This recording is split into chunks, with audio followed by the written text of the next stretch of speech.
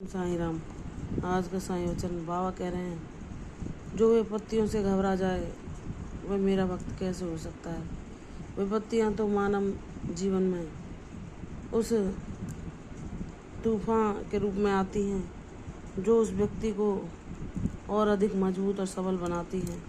वह जीवन के हर सत्य से परिचित होता है, वह सबके असली चेहरे देख पाता है, वह जीवन के सत्य को समझ पाता है कि जो लोग सही अच्छे समय में हमारी तारीफ़ करते थे, हमारा साथ देते थे, हमारी प्रशंसा करते थे, मीठे बोल बोलते थे, वही विपत्ति आ जाने पर कैसे मुंह मोड़ लेते हैं, कैसे हमें बातों के सूल चबाते हैं, यह व्यक्ति जान पाता है। और यह जान जाता है कि इस जगत में सब कुछ मिथ्या है। उस ईश्वर के अतिरिक्त वह ना तुम्हें तुम्हारे बुरे वक्त में छोड़ते हैं, ना कभी वह स्वार्थवश तुमसे रिश्ता रखते हैं। वह जिसको अपने हाथों में लेते हैं उसकी नैया को पार लगा ही देते हैं।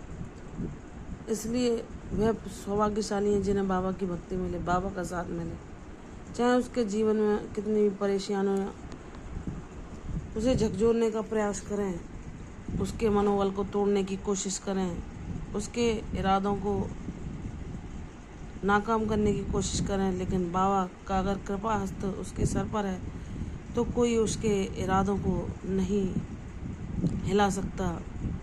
जो चट्टान की तरह मजबूत होते हैं, उसके लक्ष्य से कोई उसे विचलित नहीं कर सकता, क्योंकि बाबा हर पल उसे संभाले हैं।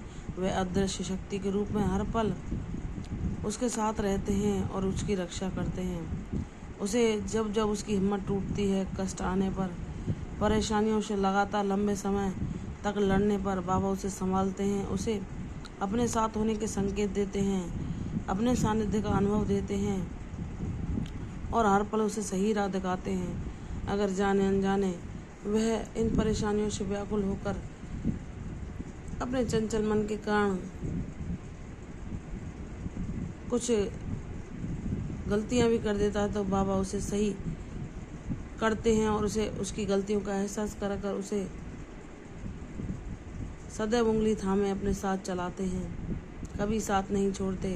अगर उसका हृदय सरल और निष्पाप होता है, किसी के लिए भी कोई बुरा भाव उसमें नहीं होता, तो वहाँ साईं बसते हैं। कोई उसके साथ कितना भी बुरा क्यों ना कर ले, लेकिन वह क्षण भर में सबको क्षमा करके उस सरल भोले व्यक्ति के रूप में सबको फिर से हृदय लगा लेता है। वह बाबा को विशेष प्रिय होता है, जो सबकी भूलों को क्षमा करके सबसे प्रेम ही बांटता है, सबकी सेवा भावी मन में रखता है, सबको प्रसन्न करने का प्रयास करता है, जो अपनी भी चिंता नहीं करता है। ऐसा भक्त उनकी नज़रों में उनका प्रिय बालक होता है। अगर तुमने किसी के साथ अच्छाई की है और वह तुम्हारी अच्छाई को भूल गया, और अगर वह तुम्हारी निंदा कर रहा है तो जाने दो, तुम उसके प्रति बुरा भाव अपने मन में ना लाना। क्योंकि अगर तुम दयावश किसी को भी भोजन देते हो, किसी की सहायता करते हो, तो वह व्यक्ति भले ही उन नेक कार्यों को भूल जाए या उनका बदला वह बदी के रूप में क्यों ना दे, लेकिन ईश्वर तुम्हारे हर नेक कार्य को देखते हैं। और जो तुम इस प्रकृति को देते हो, जो तुम किसी को बांटते हो, वही लौट कर तुम्हारे पास आता है। यह बाबा तुम्हें सिखाते हैं। इसलिए अगर तुम अच्छे कर्म करते जाते हो तो उन्हें अपने बाबा को अर्पण करते जाओ। सामने वाला वह नहीं जो तुम हो, वह तुम्हें क्या दे रहा है यह ना सोच के तुम सबके संग भलाई ही करो, क्योंकि जो तुम्हें देगा वह तुम्हारा साईं देगा। उसके अतिरिक्त किसी में क्षमता नहीं कि कोई तुम्हें कुछ दे सके या तुम्हें झुका सके या तुम्हारे खिलाफ तुम्हें गिराने की, तुम्हें हराने की योजना बना सके। बाबा सबको विफल कर देंगे, क्योंकि उन्हें पता है कि मेरा बच्चा सच्चा है, किसी के लिए कोई बुरा भाव मन में नहीं रखता, वह भोला निष्पाप है, वह सबका भला चाहता है, वह सबको क्षमा करके सबसे प्रेम ही बांटता है। ऐसे व्यक्ति पर बाबा हमेशा अपना प्रेम बनाए रखते हैं और उसे सदैव मार्ग दिखाते हैं और उसके जीवन को उद्देश्य देकर उसे हर पल अपना साथ प्रदान करते हैं।